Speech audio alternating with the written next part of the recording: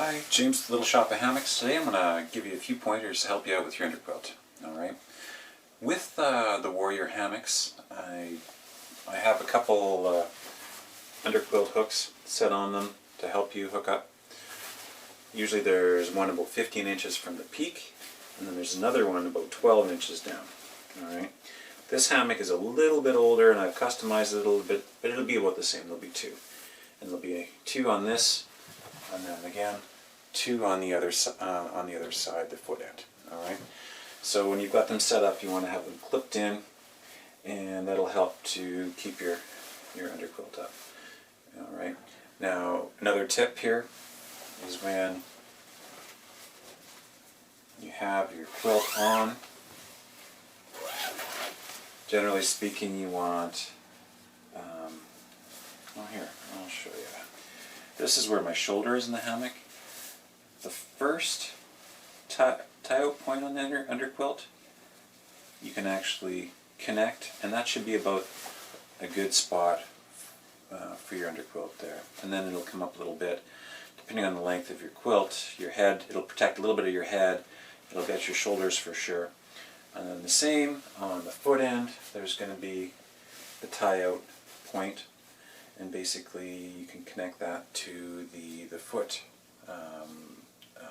tie-out point on your hammock, okay? And that's with any hammock. The Hennessy's have the pullouts, the Chameleons, they all have pullouts. And you can connect them, and that kind of centers that underquilt with your hammock, okay?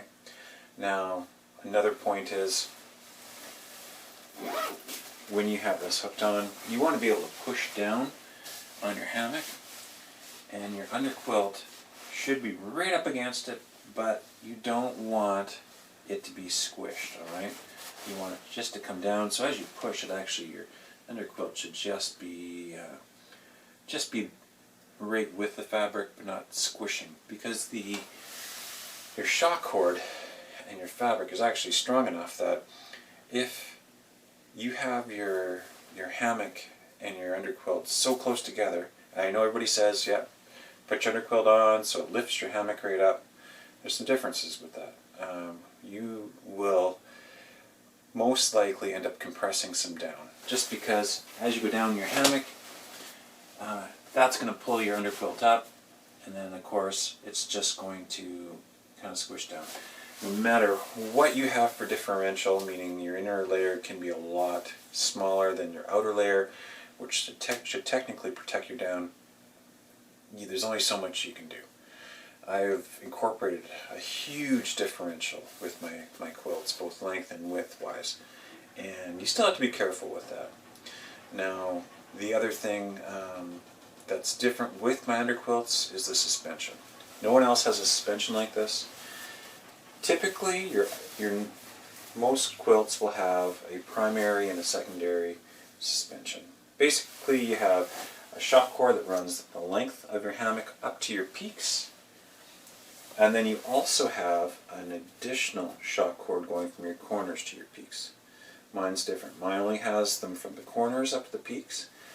It still has shock cord along the length, but it is actually adjustable at the line lock 3s. So I can actually change the amount of I guess compression or expansion in the quilt here without it affecting the whole setup. Now, the other underquilts that say, oh yeah, you need to have it lift up your hammock so much, is relying on this side shock cord to be so tight that it's lifting, but not your primary, okay? Now that's why it's a little confusing when they say that.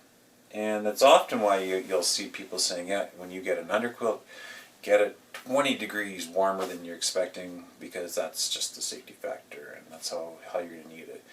I don't agree. Your underquilt should be able to keep you warm. If you're the average person doing, with a clean set of clothing for sleeping in, so you're not wearing your sweaty clothes to bed, making sure you're eating some food at night, to keep your engine burning and producing heat, you should be able to use a 30-degree Fahrenheit, which is a 0 Celsius quilt at 0/30 degrees Fahrenheit.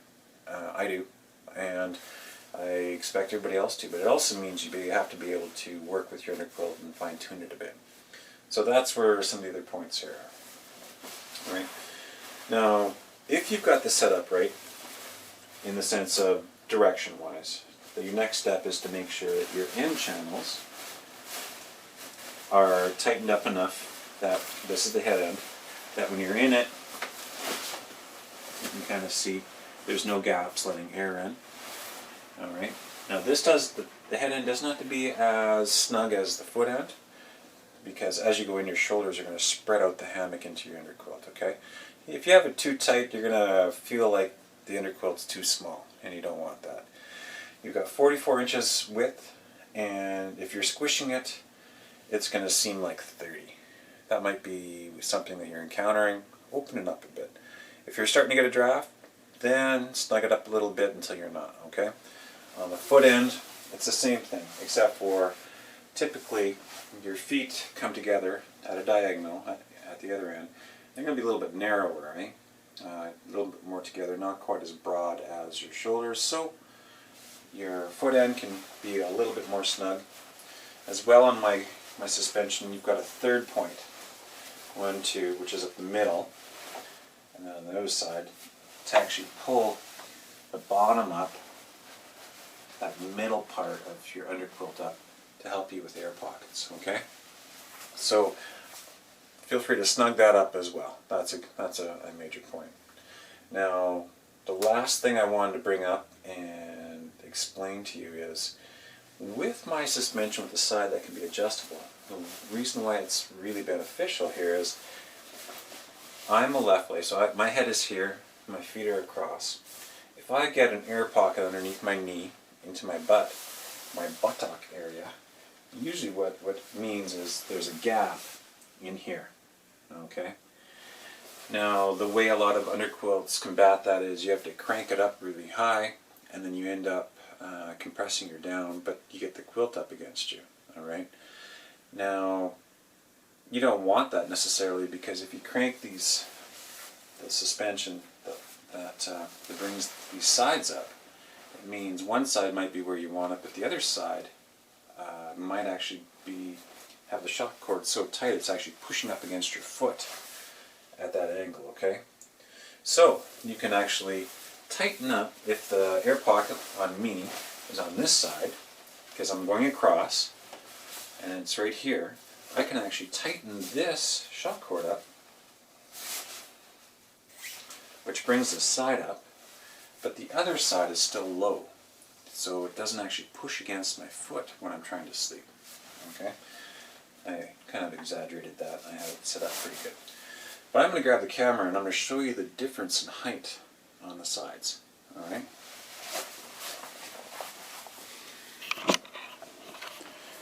Okay, so you can see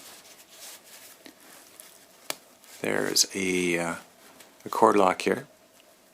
There's two cord locks actually. There's one for this, and then there's a small one for the side. Now you can see how this side is higher.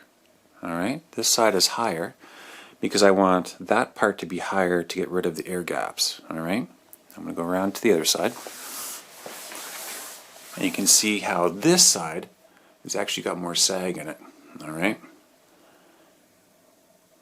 it's got more sag because when I am in it, I'll try to simulate when I'm in it, my feet are going to pull this out, but I don't want this cord being so tight it's jammed up against my foot.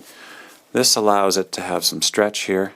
The weight of my body is going to be kind of pushing into the underquilt without compressing. And you can see the sag here. And you can see the extra, I mentioned the extra hooks as well. But so you got a little bit of sag on this side.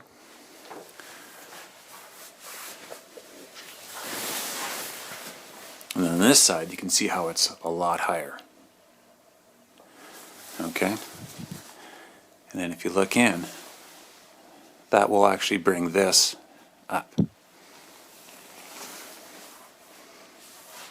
There you go.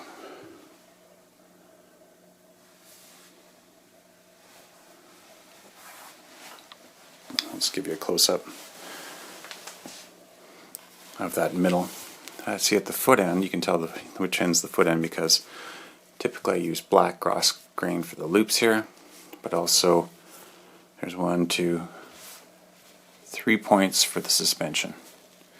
Alright, and this third point will actually pull up. You can kind of see how this comes up to help eliminate. And then in there, you can kind of see how it's up against, because this shock cord is creating the lift here. I got to migrate my down a little bit, but this is more for demonstration. Anyway, if you have any questions whatsoever, make sure to leave me a message, send me a message, comment on the video, and we'll go from there. Alright, thanks everybody.